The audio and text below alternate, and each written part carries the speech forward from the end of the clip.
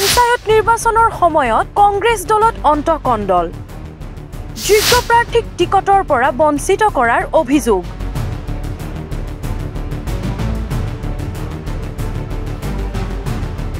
সমাগত পঞ্চায়ত নিৰ্বাচনত চেঙা সমষ্টিৰ অন্তৰ্গত ১৭ নং খোলাবন্ধা জিলা পৰিষদৰ নিৰ্দলীয় প্ৰাৰ্থী হিচাপে প্ৰতিদ্বন্দ্বিতা আগবঢ়াবলৈ ওলাই আহিছে যুৱ নেতা আমিৰ হামজা ১৭ নং খোলাবান্ধা জিলা পৰিষদৰ কংগ্ৰেছ দলৰ হৈ ৰাইজৰ সমৰ্থিত আৰু পছন্দৰ প্ৰাৰ্থী আছিল যুৱ নেতা আমিৰ হামজা কিন্তু কংগ্ৰেছ দলে বৃহৎ ধন লেনদেনৰ বিনিময়ত টিকটৰ পৰা বঞ্চিত কৰে এইগৰাকী যুৱ নেতা আমিৰ হামজাক বিভিন্ন সভাত যুৱ নেতাগৰাকীয়ে ৰাইজৰ লগত মত বিনিময় কৰে কংগ্ৰেছ দলে আমিৰ হামজাক টিকটৰ পৰা বঞ্চিত কৰিলেও বঞ্চিত নকৰে ভোটাৰ ৰাইজে এইবাৰ পঞ্চায়ত নিৰ্বাচনত নিৰ্দলীয় প্ৰাৰ্থী আমিৰ হামজাক বিপুল ভোটত জয় কৰাবলৈ একত্ৰিত হৈ ওলাই আহিছে হাজাৰ হাজাৰ ভোটাৰ ৰাইজ কংগ্ৰেছ দলৰ এই দুমুখীয়া চৰিত্ৰক ধিক্কাৰ জনাইছে ভোটাৰ ৰাইজে কংগ্ৰেছ দলক এটা বিশ্বাসঘাতকৰ দল বুলিও আখ্যা দিয়ে ভোটাৰে বহুত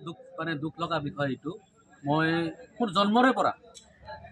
জন্মৰ পৰা মই চাইছোঁ মোৰ ঘৰৰ প্ৰতিজন ব্যক্তিয়ে কংগ্ৰেছী আৰু মোৰ বয়স আজিৰ ডেটত 44+ ৪০ বছৰ পাৰ হৈছে যেতিয়াৰ পৰাই মোৰ ভোট হৈছে তেতিয়াৰ পৰা মই কংগ্ৰেছ দলৰ লগত জড়িত আৰু আপোনালোকে নিশ্চয় চাইছে যে মই কংগ্ৰেছ দলৰ হৈ বিগত ১ বছৰৰ পৰা বিশেষকৈ কিমান পৰিশ্ৰম কৰিছোঁ কিমান কষ্ট কৰিছোঁ কিমান ৰাইজৰ মাজত মই ঘূৰিছোঁ মই আশাবাদী আছিলোঁ যে মোৰ কৰ্মৰ ওপৰত ভিত্তি কৰি এটা সঠিক তথ্য তেওঁলোকে অবজাৰভেশ্যন কৰি মোক দলীয় টিকটটো দিব মই প্ৰাৰ্থিত্ব বিচাৰিছিলোঁ কিন্তু ৰাইজৰ মতামতৰ বিপৰীতে আপোনালোকে সকলোৱে জানে যে বহুত টকা পইচাৰ লেনাদেনা বহুত টকা পইচাৰ ঘোটালা কৰি তেওঁলোকে আব্দুল মান্নান চাহাবক টিকট দিছে তো যাৰ পৰিপ্ৰেক্ষিতত মই ব্যক্তিগতভাৱে সিদ্ধান্ত লোৱা নাই যে মই নিৰ্দলীয় প্ৰাৰ্থী হিচাপে মই ইলেকশ্যন খেলিম ৰাইজৰ বিপুল সমৰ্থনত ক'বলৈ গ'লে আৰু তাৰ মানে প্ৰমাণ সহকাৰে আপোনালোকে চাব যে মোৰ ঘৰত ৰাইজৰ ধৰ্ণাৰ নিচিনা হৈ মানে পৰিৱেশৰ সৃষ্টি হৈছিল মই নিৰ্দলীয় প্ৰাৰ্থী হিচাপে মই ইলেকশ্যন খেলিব লাগিব যাৰ কাৰণে বিভিন্ন এই ৪টা খোলাবান্ধা জিলা পৰিষদৰ ৪টা পঞ্চায়তৰ বিভিন্ন মানুহৰ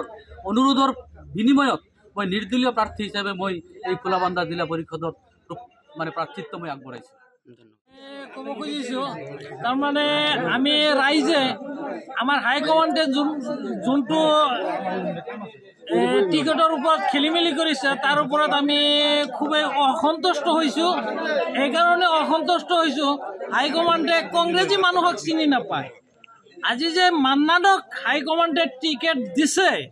কিহৰ ওপৰত ভিত্তি কৰি হাইকমাণ্ডে মান্নানক টিকেট দিছে এইটো টিকেট আচলতে মান্নান পাৱাৰ যোগ্য নহয় আচলতে পইচাৰ ওপৰতহে হাইকমাণ্ডে আমাৰ হাইকমাণ্ডে